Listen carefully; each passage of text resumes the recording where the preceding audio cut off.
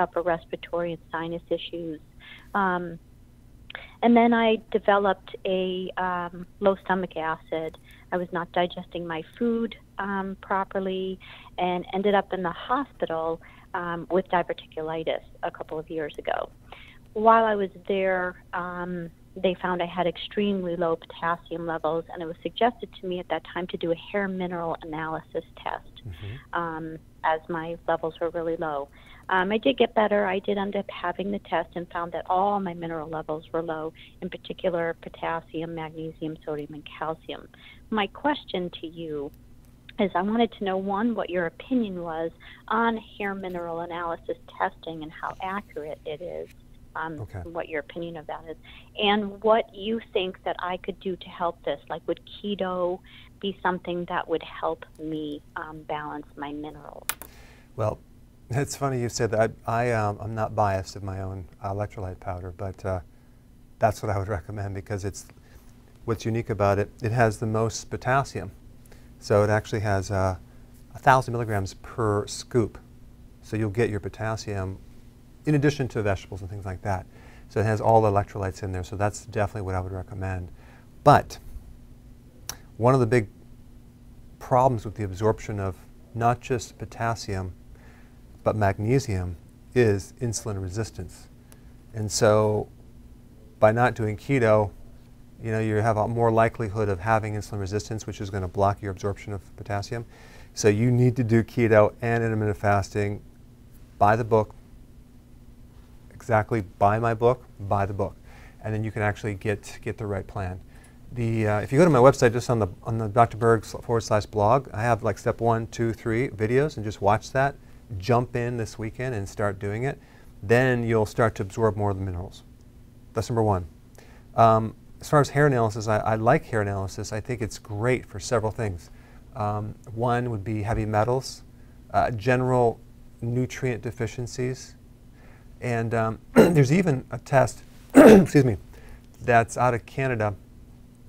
I've done a video on it, and I'm not sure of the website, but they can do a hair analysis to measure your cortisol levels, which is awesome.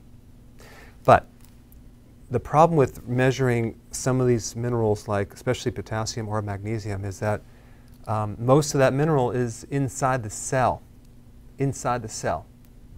So I think a better test for specifically magnesium and potassium is an intracellular test. And I've done videos on that.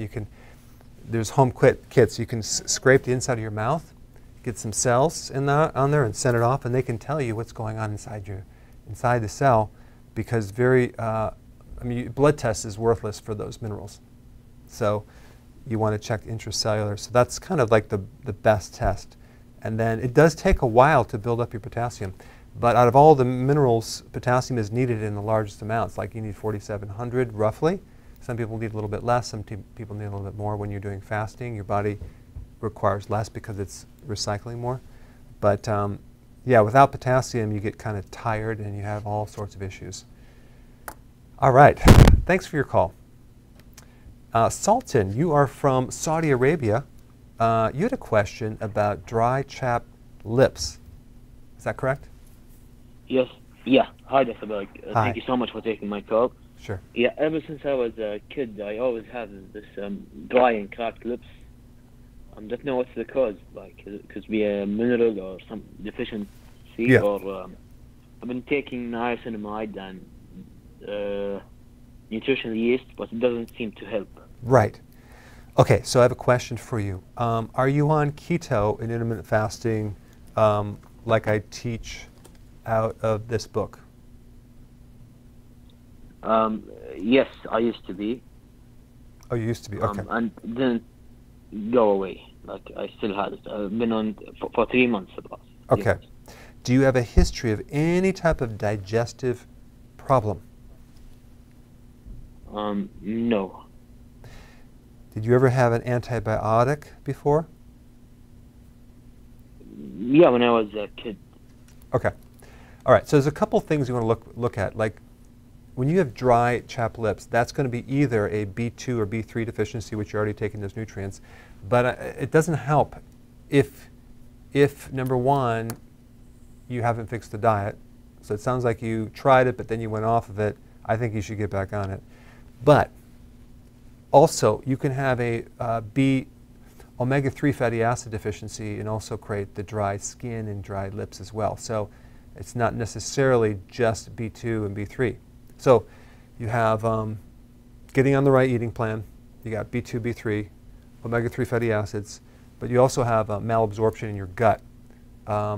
Your body does make these B vitamins, so if there's some type of problem in the gut, like in the past even, it could be malabsorption, you're not going to be able to absorb these B vitamins. So that's another factor that I wanted to bring up.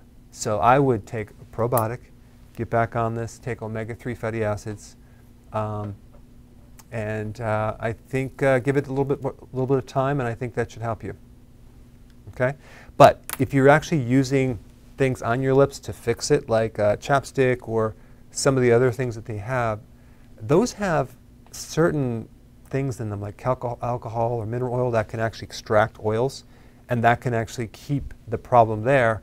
And so here you are taking this, and it's not working because you're actually depriving your body of the essential oils that are needed on the lips.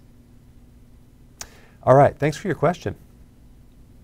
And Marie, you are from Connecticut. I'm going to try to get through a lot of calls today, so go ahead. You're on the air. Oh, hi, Dr. Berg. Hi. Well, I have a question regarding if I can take potassium tablets as opposed to eating the kale, because I'm just struggling to get it in. Mm-hmm. And my second question is, I have a 14-year-old daughter who is very rigid about her keto, and she doesn't have enough energy to get through her sports. She's on one meal a day. I try to get her to eat more, and she just says, I'm not hungry, but she's growing still. How old is she? She's 14. Oh, yeah. Well, if she's tired and she has low resistance, I would imagine there's some nutritional deficiencies there. Is she overweight or no? No, she's perfect. Okay. So she's going to having a high metabolism. I understand she's not hungry, but I think we need to go up on the fats. I think definitely some MCT oil, but start really beefing up, no pun intended, more fat at that her eating window, whenever that is. But I think she needs some high quality B vitamins. That's going to be really important for energy.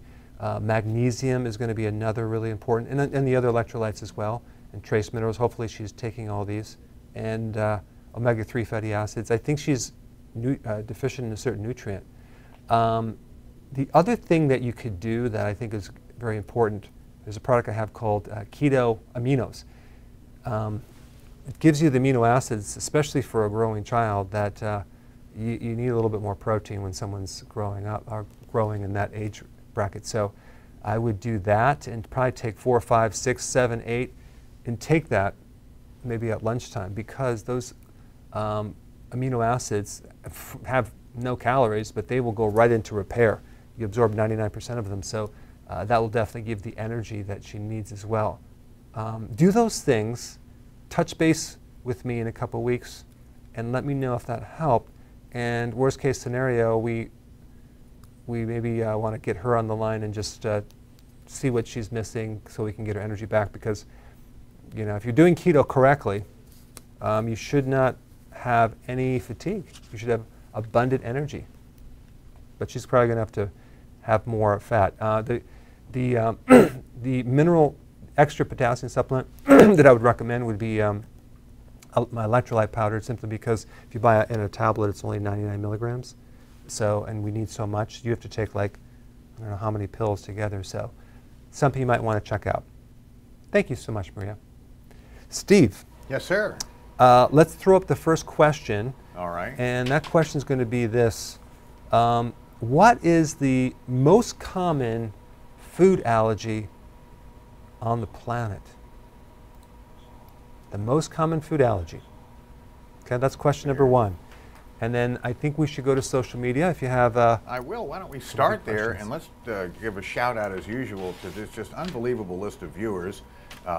We've got them from Kuwait, Spain, Bulgaria, Ghana, Qatar, Kuala Lumpur, Lampur, excuse me, Mexico, Italy, Greece, the Philippines, Canada, Sweden, France, Malaysia, Australia, Germany, Belgium, Iraq, and of course all across these United States and the wonderful joint up north and Mexico, etc.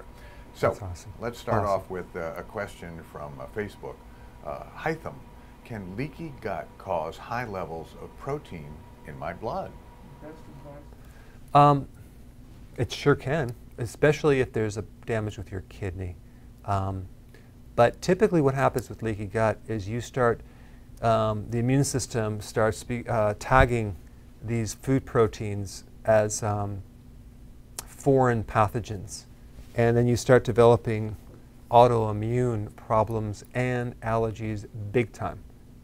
So that is probably the typical thing. And you have inflammation, and you're in a constant immune reaction, in which case, and I'm going to create a video on this, the foods that you definitely need to avoid when you have autoimmune or leaky gut are the, unfortunately you're going to probably be very sensitive to lectins in some of the vegetables.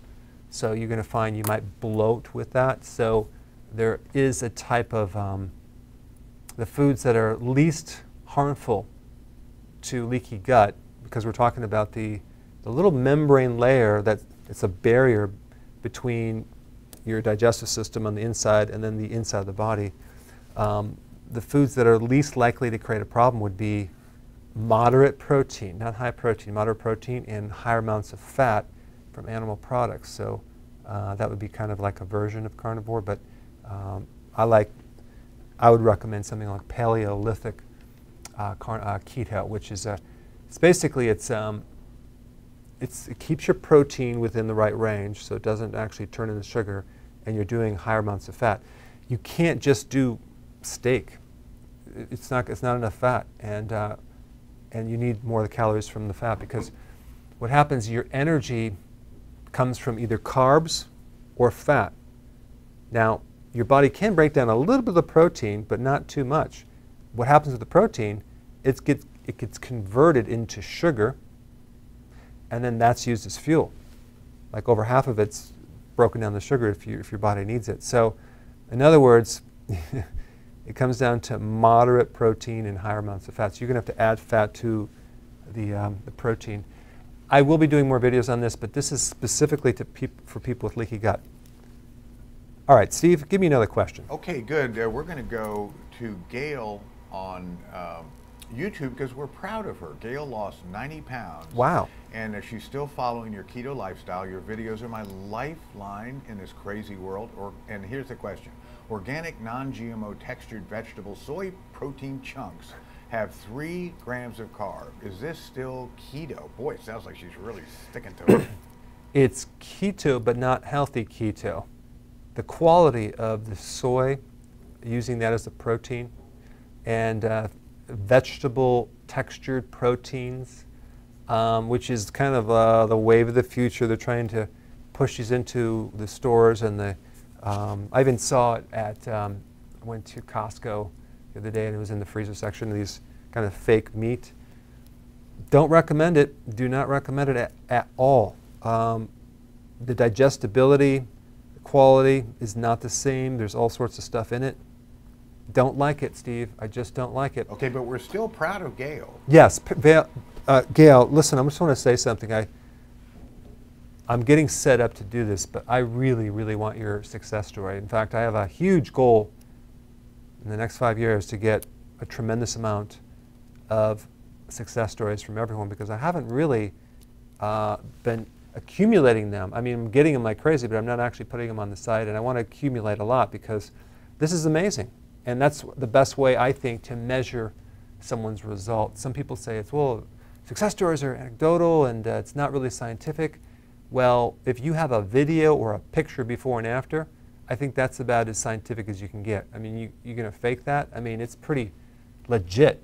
And so I think it's a much better way. I mean, look at how much corruption is done with studies now. I mean, just like they can manipulate studies to look this way or that way, and who's funding the study, and saying, oh, it's just science, really? So I like testimonials, preferably video, audio, or picture. but I'll take it in a text form too. So that's great that you lost that. And Steve, I'm gonna ramp up hardcore my basic program. I'm gonna tweak it to the point, because I'm doing a massive survey now to find out exactly how can I make this easier for people? How can I make it doable for everyone? So I'm working on, like, what do you guys run into and things like that. So I'll be asking you a lot of questions coming up to see if you can give me some feedback on how can I make it easier for you, because I want everyone to win fully, and I want also your friends and family to do it and go, that was easy. Well, you know, one thing I think, Doc, is we focus on the physical attributes, and my numbers are this, and the scale says that.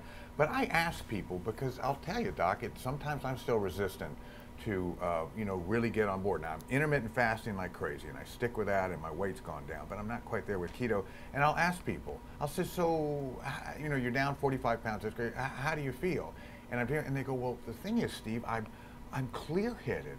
I'm not getting called to HR because I yelled at, my subordinates, once a week. Now it's every 2 weeks, right? And so on. And anyway, they said, I'm clear-headed. I can think again. I'm not depressed. And that rings a bell for me, because that is a game changer, would make me do something more than, okay, you lost some weight. There's a few ways to lose weight, but to improve the whole quality of your life, including what's going on between your ears, that's a big seller. And I'd love to see more people turn in their testimonials with that focus as well. And of course, if they're doing that and they're feeling that good, obviously all the physical attributes are going to follow with that as well. So that would be my #1 criteria for, is it worth it?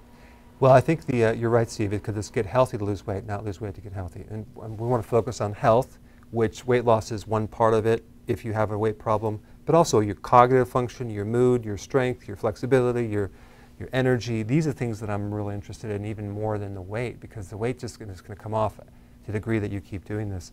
But yeah, Steve, I will be surveying you too to find out what you're running into, because there are a lot of people that are doing what's called sort of keto. Yeah, I won't mention any names. With that. Familiar with that. Let me ask you a question. Are you interested in the answers to the question? I am interested in the answers to the question. Okay, you want to read it? Yes. What is the most common food allergy on planet Earth, everyone? All right, well, 60% of our listeners say gluten, 20% peanuts and nuts, of course, 10% dairy, and the other 10% seafood allergies. Who's right? Milk allergies, which is dairy. It's the #1 allergy. Now, it's to the protein. You have lactose intolerance, it's a sugar. That's not a true allergy. But when we talk about true allergy, it's a allergy to casein or whey protein, and there's some other proteins as well.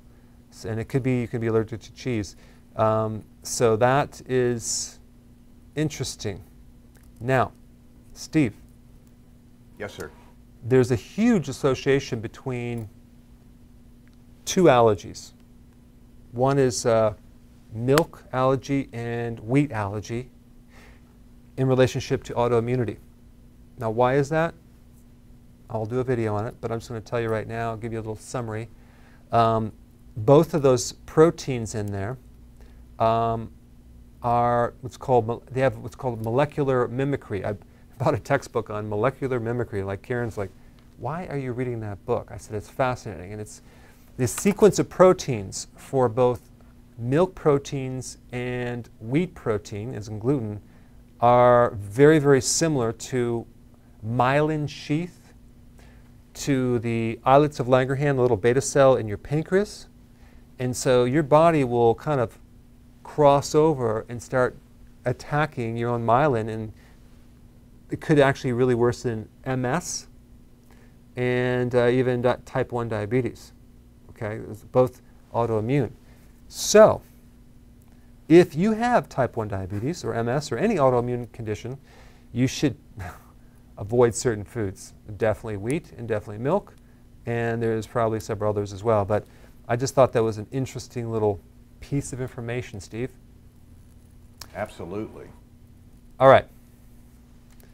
Let's go to Marco from Georgia. Are you there, Marco? Yes, sir. Hi. Hi, Dr. Berg. Appreciate your work. Sure, thanks. Okay, what I want to talk about is weight gain. Yep. Or healthy weight gain as opposed to healthy weight loss. And I'll give a little synopsis of why I'm asking this question with myself. Is like, I'm 64 and I'm 5'11", and I've probably never weighed over 150 pounds my whole life. Okay. So, and my wife, she's on the thinner side too. So we've, for many, many years, we've been probably pretty close to the keto diet idea anyway. And so, like, maybe about 5 years ago, I developed a little bit of a poochy stomach, which my wife noticed, and my brother-in-law noticed that too. And I just considered it, well, it's part of my age, I'm going to live with it. Didn't seem too bad to myself. So anyway, about 6 months ago or so, I've been having prostate problems too, and then heard about oatmeal giving you a problem with your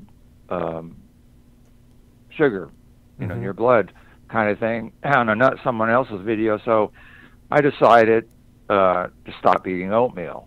And that was probably the last grain that's been in our diet. So after about a month of doing that poochiness reduced about a third. And then another month went by, and it reduced another third. So I've reduced that poochiness in that stomach, and my wife's, she's very proud of how that looks now. But at the same time, I probably lost, 5 or more pounds doing that. Yeah. So I'm figuring, well, maybe that's the inflammation that I've, where that weight was. But just the same, I'm down in my weight, and I'm uncomfortable with that. And it's kind of happening with my wife too. She's lost a little bit of that look in her stomach too, which she likes. But we're both, on the thin side, and I'm uncomfortable, weighing too little, or what I believe to be too little. So, the idea is, what do we do about gaining weight? So I have a question, Marco. How is your overall energy and strength? Okay, well, it's always been on the low end. I mean, my energy level all my life has been on the low end. And another symptom that I've been getting for many years is like I'll eat something and I just feel like I haven't ate anything. Oh, you're not satisfied? I'm still hungry. Okay. So here's what you need to do, Marco. You ready for this?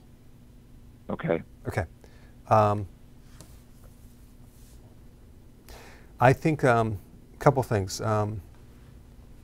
Sometimes people will they feel like they have to be gaining weight because someone says anything. But if you feel really great, okay, so you're lean, but are you strong? Are you healthy? I mean, I don't think there's a problem with being lean. Okay, but here's the thing. To actually kind of maintain your weight, you're going to have to, especially with your metabolism, you're going to have to increase more calories, not more frequency of meals, but more calories of food in general. And you're going to have to increase more fat, which will satisfy you too. And I would not go up with the protein because that's going to turn into sugar. I would keep protein moderate and go up with a lot more fat. And I would talk animal products, animal food, fat. And that should be very satisfying. For example, let's say you have these, high quality from the farmer's market pork sausages or beef sausages, which are higher amounts of fat. That would be awesome. Or let's say you do a stew you have the fat in there and you're actually taking the fat with the meat as well. That would be a good idea. But you just need more fat, and that's going to be very satisfying.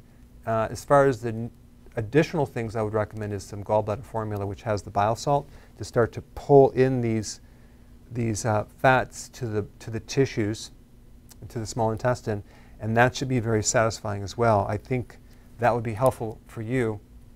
The other thing too is that maybe you keep your carbs on a little bit on the higher end, maybe a 50 grams per day, so you can have maybe some berries each day.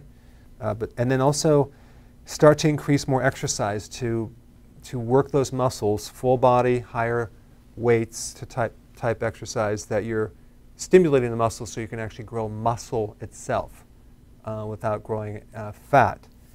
So those are some things that I would recommend that you can get started on. I don't think you should go back on the oatmeal, but I think you're on the right track. All right, thank you so much. Hey, Steve, I'm ready for ask the next question here, okay? Okay, here we go. What is the most common side effect of, guess what, a milk allergy? What's the most common side effect? Yeah, so what is the #1 side effect, okay, of a milk allergy? Go ahead and chew on that for a little bit. And then, Steve, do you have some social media questions for me? Yeah, sure do. Let's see. Let's go back over to Facebook. Lords, how can I get rid of the keto flu? I assume, Doc, isn't that when you first start? Yeah, easy problem to solve. All you need is more sea salt. That will make the keto flu go away like that. Add more salt in the diet. Is that something we would be able to understand mechanically? Why does that Yeah. help? Yeah, because when you do keto, you're no longer going to retain as much sodium, and you get rid of fluid. When you're doing a high carb diet, Steve, you're retaining more glycogen, which is like a sponge with water, because it holds like 3.5 times more fluid. And all of a sudden you keto, bam, you don't need all this extra fluid. That goes away. Along goes with electrolytes, like salt. Interesting. And so if you add more salt, boy, does that really help your energy, and also a lot of times your muscles are going to be stronger, and you will get rid of the keto flu probably within an hour, because it's not really the flu. It's not an infection. Well, one more thing I can't use as an excuse, so off I go, for goodness sakes. And I'm worried about Costa, because he had celiac dissection, RIP he called it, and he had a stent put in. But the poor guy is suffering, and he's on opioids, oxy and so on, and he wants to know what's the best alternative, maybe to get rid of the pain instead of just masking it. So he had a resection of his colon, so they took some of his colon out, I guess. So one of the things that may help you, as far as you're going to have to do, if we just take a look at the pain itself, inflammation, I think fasting is going to be very, very, very, very important. Vitamin D, vital. I think you're going to be, if you took some wheatgrass juice powder, not juice with the fiber. You don't want to do vegetables right now, but you can do the juice of that, which is the chlorophyll. Goes into the body, and it's a great healer of the internal skin and through the entire colon area. 99% of the people will do really good. There's a small percentage chance that you might react to it because of something in the chlorophyll, but that's so rare. I think the majority of people are going to feel really good from that. As far as the other thing that you're going to have to do is you're going to have to take something called tocotrienols, which is a very powerful antioxidant that will also lower inflammation in your colon. It's another good healer of that lining of the colon. So, and just stay away from omega-6 fatty acids, stay away from grains, flours, breads, pasta, cereal, crackers, biscuits, waffles, pancakes, muffins, sodas, juice, and alcohol. Goodness. Okay, how about one more from YouTube, Ray F. Is keto sustainable for polycystic kidney problem? And if so, are there any limitations that he should be aware of? Cysts in general occur if there's a blood sugar issue. And so, I mean, even when I was in practice, I noticed that if someone had a cyst, I don't care if it was a Baker's cyst or a cyst in the kidney or a cyst in the liver, I said, what is your diet like? And sure enough, they're high in carbs. So, you want to get on keto. It's one of the best things to protect the kidney. Increase your potassium, which is protective of the kidney as well, and start cleaning up the diet. That's because your body sometimes will form a cyst to encapsulate some things. So this is the way to reverse that and help yourself. There's another product that I would also recommend. It's from Standard Process. It's called Rena Food. Rena Food is a good product for the kidney, especially if you have kidney damage or cyst on the kidney itself. All right, Steve, what do we have as the answer on the first symptom, or the #1 symptom of a milk allergy? All right, well, our listeners say 40% bloating, 30% constipation, 20% inflammation, that's kind of general, 10% gas, and diarrhea. Okay, So those of you that said a gut problem is close. It's like very close, but there's another more common symptom, and that would be of the skin. Itchy skin, skin reactions. It could really mess up your skin, even acne. So if any of you out there have kids or even yourself and your skin is not great, just try avoiding milk products for like a week and see if your skin doesn't just become really amazing. It's a common symptom. It's the #1 food allergy, and it can affect the skin more than anything else. But I'll do more of an in-depth video on that. All right. Margaret, you're from San Jose, California. You had a question about the kidney as well. Go ahead. Yes, Dr. Berg, thank you for taking my call. Some time ago, I watched a video from you about the bags under the eyes, and you mentioned that it could be due to kidney because you can tell from distance this person has kidney issues. And you're absolutely right in that area because I did have a kidney stone 6 months ago.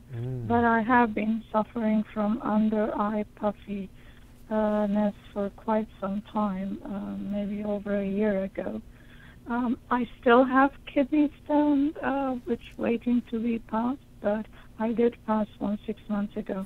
Anyway, in your recommendation, you mentioned to have little cooked protein, and my doctor says that I should not do too much greens, vegetables. So that doesn't leave that much on keto diet to live on. So did you say you Sorry. are on or not on the keto? I think I'm on semi-keto because there's very little food to eat. I have added some carbs, like other than the regular vegetables, maybe a couple of slices of bread. Okay. Just Margaret, because I'm hungry. Yeah, you're hungry. So I would actually, Margaret, get on keto based on this book because that can handle your hunger. Because guess what? If you're hungry, that tells me you're not in ketosis. And so that's a problem. Higher levels of insulin will contribute to kidney stones. Now, and I've done a video on this. You should watch all my kidney stone videos. I have quite a few. The other thing is that you want to go up your fat as well. Your fat's going to be okay as long as you keep your carbs down. As far as the greens to avoid, you want to avoid greens that are high in oxalates, not greens that are low in oxalates. I've done a video on that too. So spinach is out. Swiss chard is out. Rhubarb, which I know you probably love, is out of the picture, as in rhubarb pie. So, but other greens are low in oxalates, so you can do those. So I would ask the doc, why do you have to cut out all vegetables? Where am I going to get my other minerals from? Now, the most important thing is making sure that you're drinking enough fluids, like at least 2.5 liters per day. That will keep the kidney from forming these stones. So if you're prone to kidney stones, glucosamate is probably one of the most potent inhibitors of kidney stones. Glucosamate. Other thing, lemon juice is going to be important. Avoiding high oxalates. So there's a lot of things you can do. I would watch my videos on that, but I wouldn't necessarily cut out all grains, and also avoid almonds. But get back on the keto program. Thanks, Margaret. All right, Steve. Yes, sir. I'm going to ask another question. What is the first symptom of a magnesium deficiency? Or shall I say, what's the first sign of a magnesium deficiency? Okay, that's the question. They're hard at it. And Steve, do you have some good questions for me? Oh, yeah, I sure do. Miss, if that is his or her name, will berberine have the same effects as metformin? I have no idea what he's talking about. I hope you do. Berberine is just an amazing herb because it does a lot. I mean, it's good for arrhythmias. It's amazing for blood sugars. And yes, there's several studies that shows that the efficacy is very similar to metformin. Of course, I'm not telling you to get off your metformin, but it's very similar in results. So berberine, I mean, the list goes on and on and on. So, did I mention kidney stones too? Yes, it actually can reduce the effect on kidney stones, arrhythmias, and it's really good for blood sugar. So try it out and see if it helps you. But realize that it probably is not going to help you if you're not doing keto and intermittent fasting, since that's kind of like the core that allows everything to work. Or else you're going to have expensive urine as you take these pills. Okay, let's go over to YouTube, and Kent wants to know what's the difference, and so do I, between brown and yellow fat. Well, the yellow fat versus the brown fat, there's certain locations of brown fat, and brown fat has to do, linked up with, if you're, for example, you can stimulate your brown fat by being in the cold more. So Steve, if you took some cold showers, yes, sir, or you jumped in Lake Michigan in the winter, like the Polar Bear Club used to do. Count me out. I think you're going to stimulate your brown fat, and it's going to improve your metabolism. I've done a video on this. You can watch the details, but I don't know, Steve. I don't know if you saw. There's this guy out there. I don't know his name, but I don't even know what country he's from. But his whole thing is cold. Takes a cold shower in the morning. He actually exercises in cold water. He's out in the cold. It's just so uncomfortable. It's so uncomfortable, but it stimulates certain stress responses in your body that you then don't feel the cold after a while. And it does all sorts of good things for your body, your brain, your metabolism. So yeah, Terry says he knows him. Some guy named Chris Kringle, I think. Yeah, very good. You're very funny, Steve. Okay. Well, Terry's funny. I just pass along. All right. So I'll tell you what. Give me the answer. Do you have the answer yet for this question? Yeah, stand by. Let's see. Number not one. Yet, but I tell you what. Let's go back to the phones. Yeah. Marielle from Ohio is on the phone. Are you there? Yes, I'm here. Hi. Hi. Thank you for taking my call. Sure. I actually have 3 questions, if you don't mind. If that's a problem, I have 2 I'd really like an answer for. Okay.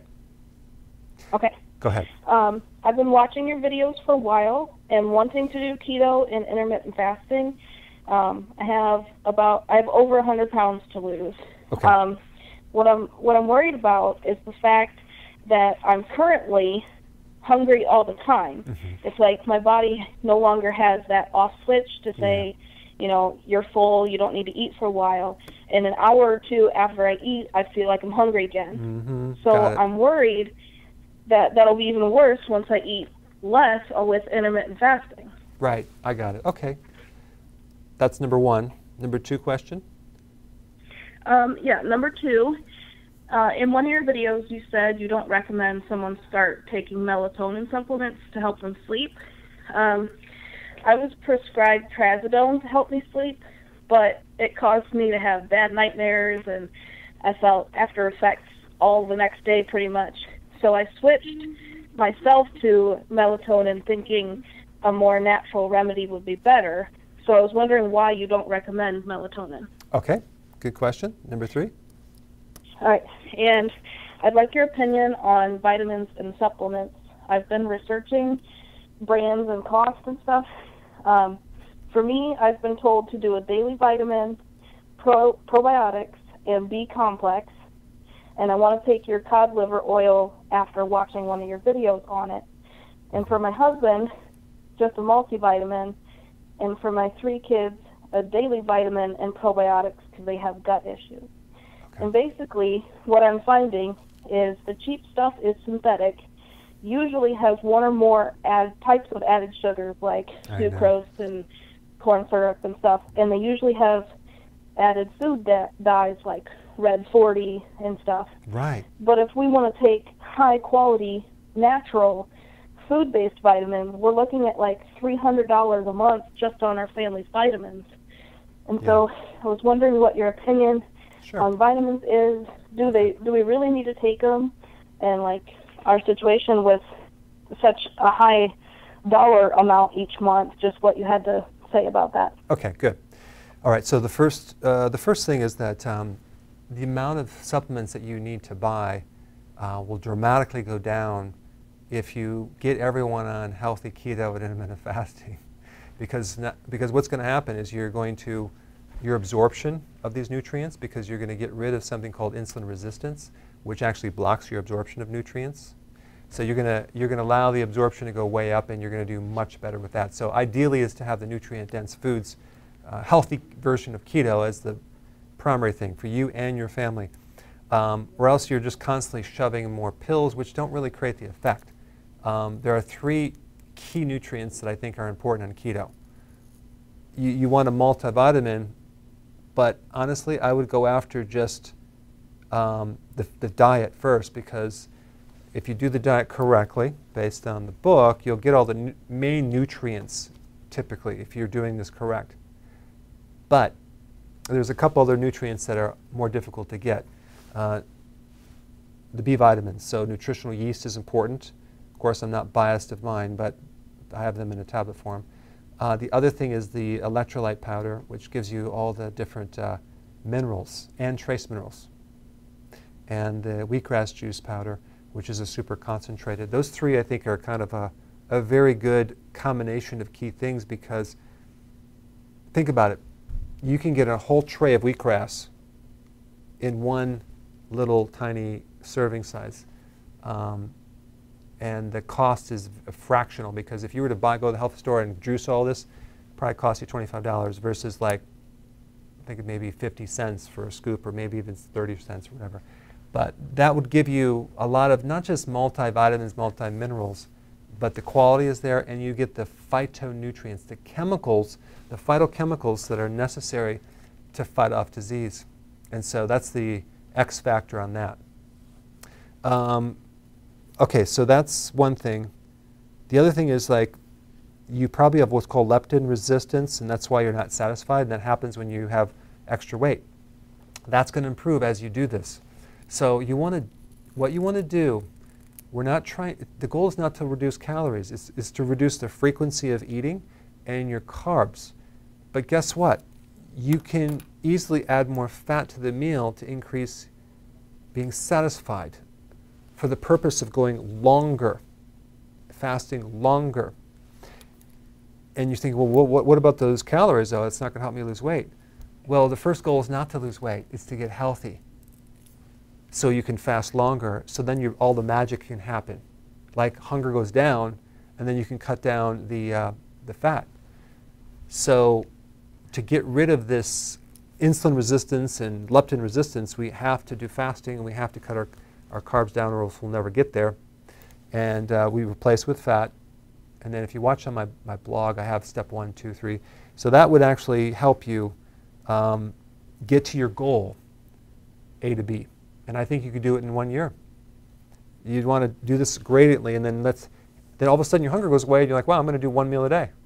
And then watch how much weight you're going to lose, and you're going to feel great too. Now, with the melatonin thing, and I know you're on trazodone, the only reason I wouldn't recommend that, I recommend it short term, but long term you're taking a hormone, and there's no studies on that long term, like the effect of that. So anytime you take a hormone, your body then produces less. So now you become dependent on it. So it's kind of like, why can't you sleep in the first place? So that could be any number of things, but that symptom might go away if you do keto. In a lot of people it does, and especially if you're taking more electrolytes and potassium. And there's a good sleep formula, sleep aid that I recommend that has several things in it, L-tryptophan and forte root, which are kind of like, they're not dependent type ingredients. You're not going to depend on them, so you can take it and then not take it and you'd be fine. It's in my sleep aid, so that's what I would recommend in that. But good questions. I hope that helps you. Steve, I'm ready for the answer to the first symptom or the first sign of a magnesium deficiency. What is it? Alrighty, so 30% say fatigue, 30% numbness, 20% cravings, 10% elevated heart rate, and finally 10% cramps. Okay, so here's the thing. Magnesium is necessary to make something called ATP. Do you know what ATP is, Steve? No, sir. Okay, it's the energy currency of the body. It's like this energy carrying molecule through the body. So that's, instead of, your body doesn't use money, it uses ATP to survive, okay? So magnesium is necessary for that. So the first sign of magnesium deficiency would be you tire easily when you exercise. You can't go for a long period of time, especially if you do inclines. You should try, if any of you have this symptom, just try this experiment. Work out today, see how you feel, take some magnesium or eat a lot of magnesium in your diet, and then rate that the next day and see how much more energy you have. You're going to notice like your endurance is just like a lot better. You're going to run out of gas faster when you don't have magnesium. Magnesium will also affect your, let me think, what was that? Memory, Steve. All right, good. So do you have a social media question for me, Steve? Sure. Let's see here. We've got Pro Eddie. Is that right? Pro Eddie, of course. How much vitamin B1 should I be taking every day? And again, a shameless plugs. Thank you, Terry, for your wonderful nutritional yeast. And I take tons of it. But Pro Eddie wants to know how much. You're talking about vitamin D3.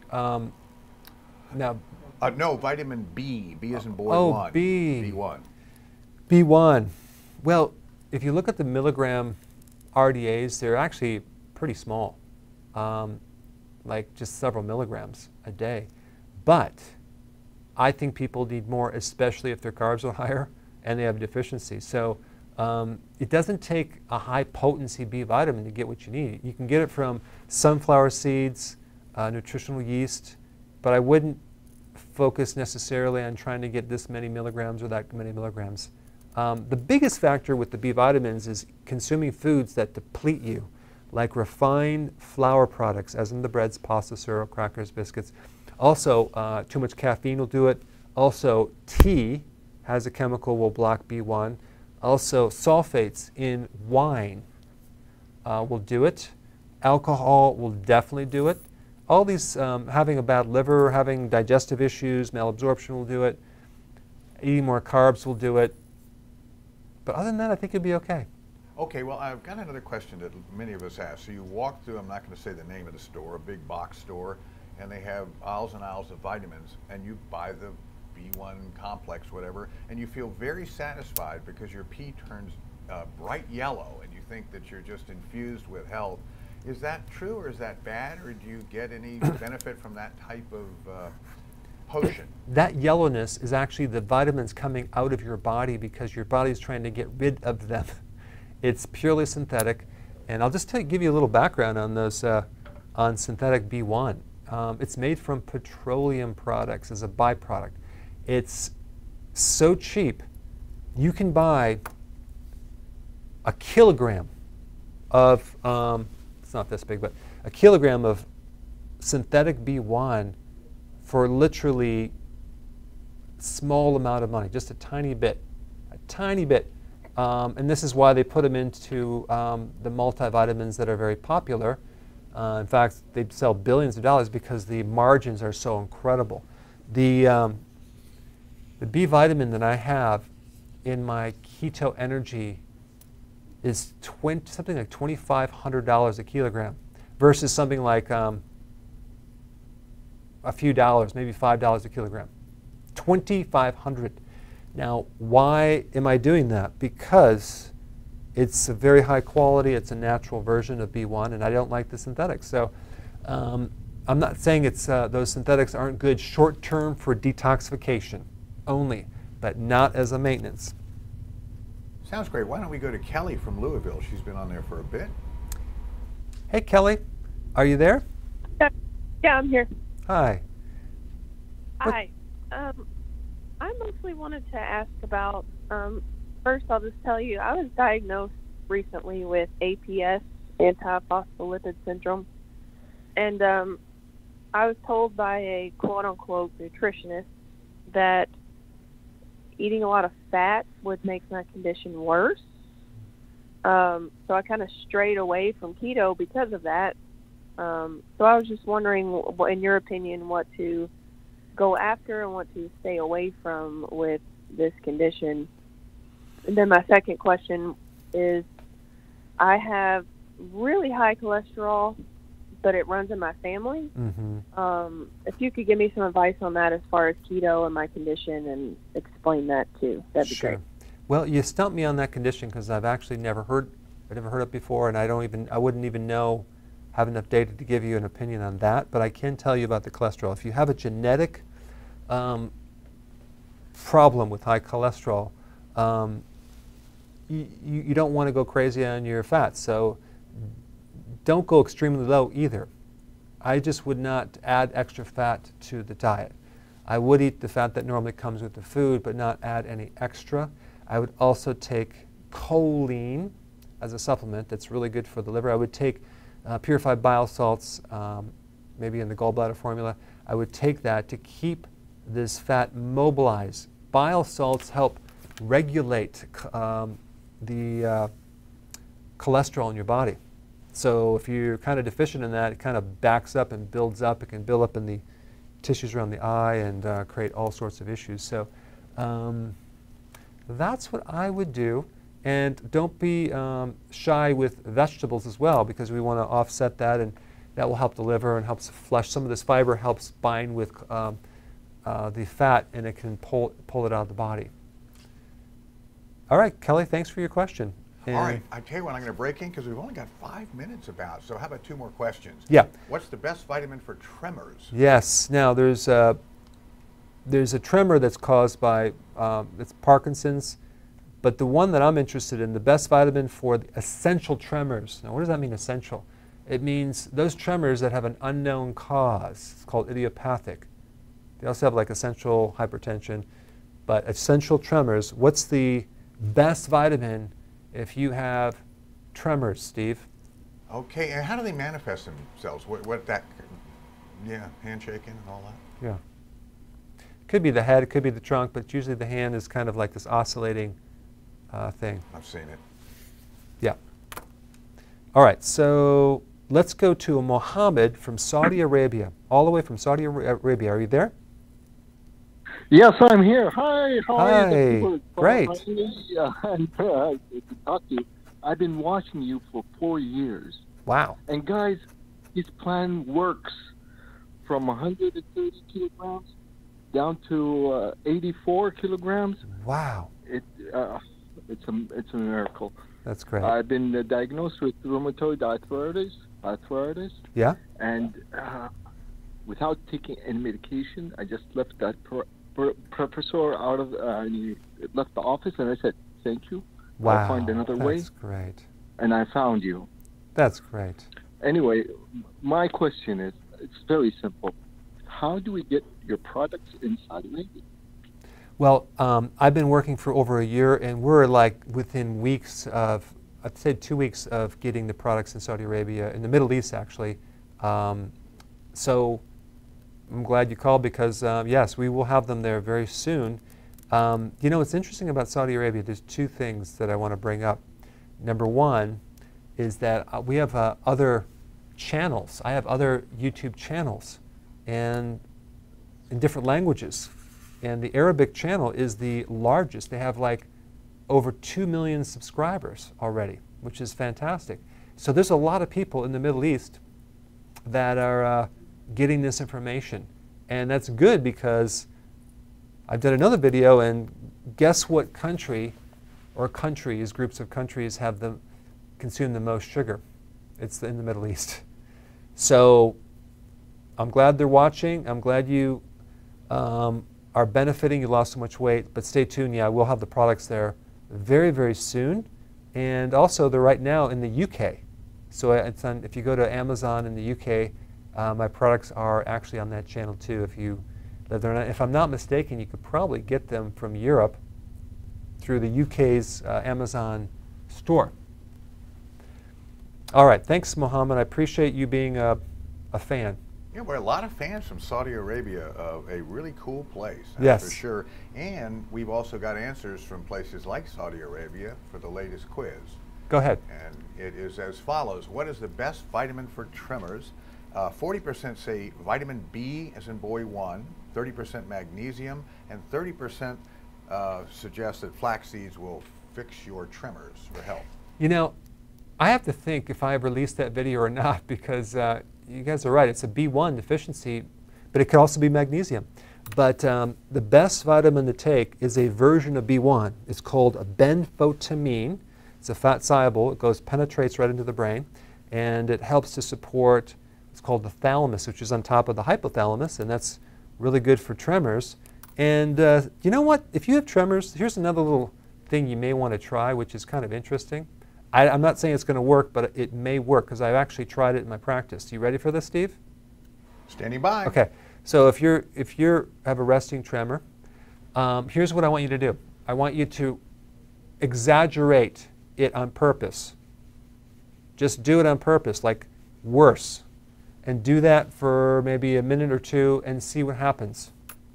It just might stop doing that. And the way that I kind of thought of that and tried it out is that I know with people who are stuttering, if you have them stutter on purpose and they stutter more, it tends to get rid of stuttering. It's really interesting. So that's another little thing you can try. Actively try to stutter, Steve, and watch what happens. You won't be able to do it. See? It worked. I know. Now I'm back to normal after trying. Okay, how about one more quiz question. The first sign of too much E.M.F. exposure. What is the first symptom of too much E.M.F. exposure? That's electromagnetic field or fields. All right, we're going to collect the answers, and I got a couple of more patient phone callers waiting, so let's go to them. Shiraz from Chicago, Illinois. Are you there? Hey, yes, Dr. Berg. Can you hear me? Yes, perfectly. Hey, Dr. Berg. I just want to tell you, first of all, I follow you so religiously. Really appreciate what you do, and your videos are so great. Thank you for that. Thank you. Just have two quick questions, actually. So I'm in keto and doing OMAD currently. I'm down to 240 pounds from 270 in 6 weeks. Wow. In my one meal, I take less than 10 grams carbs, which are mostly vegetables. Take about 20 to 25 grams fat, and about 15 grams protein. I feel good. My energy levels are great. I have a lot more mental clarity. I'm not hungry at all. Sometimes after 24 hours, I don't want to eat because I'm not hungry. So I'm like, I don't want to go nutrition deficient, but I eat my meal, but I'm still not hungry at all. My hunger is gone. So my first question is that occasionally on some nights, I wake up in the middle of night, like maybe 2-3 times, not every night, but occasionally. And I feel like my sleep is not consistent and is not that high quality. And I want to be able to sleep at least 7-8 hours, but sometimes I would wake up without any alarm. I would wake up after 5-6 hours, and it's really hard for me to go back to sleep. But I want to be able to sleep more. What can I do to do that? That's my first question. Second question is that since I'm on OMAD and keto, I'm walking about 3 to 4 hours per week. Is it okay to include high-intensity interval training with my routine with OMAD and keto, and how will it benefit in weight loss? Okay, good. So I think the high energy or high intensity training would be important because that's going to add the extra little X factor to your program because it's going to add more stimulation than just walking. So I would highly recommend that. But with sleep issues, listen, here's what happens. When you do keto, guess what? You need less sleep. And you're complaining about that? No, I'm just kidding. I think that a couple things you need to do if you're finding that when you go on keto and you're sleeping a little less, you may need a little bit of calcium. Now, I'm assuming you're doing enough potassium and magnesium. I'm assuming that. But calcium is another mineral, and I would recommend it in either probably a lactate form, like a calcium lactate before bed, like 100 milligrams of that, and that should help you. Also, you might find that your head will be more tired. Like sometimes you're tired but you can't sleep because your head's awake. That's a calcium deficiency. But calcium probably is what you need, and probably you're an OMAD, maybe have more celery as your salad as well. That will also help with the sleep. And last thing is E.M.F. could be a factor. But thanks for your call. I'm going to go right to Carolina from New Jersey. Are you there? Yeah, I'm here, Dr. Hi. Berg. How are you? Great, thanks. Yeah, and my question is, of this in behalf of my husband, taking saw palmetto and turmeric. Do you suggest that or no? Because he read an article that it says that avoid using saw palmetto together with turmeric because of the blood clotting. No, you don't have to worry about that. Turmeric is an interesting plant because it, these plants they want to survive, right? And they have different seeds and they have different things about them that they want animals to eat them and then spread their survival. And so they load up various things in these plants with things that are inviting or support your health. So you get all these amazing effects that certain plants that can create. Like they're anti-inflammatory, anti-cancer, anti-high blood pressure, blood sugar. Turmeric, probably out of anything has, I'm not saying the most, but it has just amazing effects. It just pretty much helps you with everything. So I would not worry about combining that with other things, and I think it's good to take. I would recommend it. Yes. Thanks for your question. All right, Steve, what's the first sign of too much E.M.F.? I can't hear you, Steve. I can't hear you.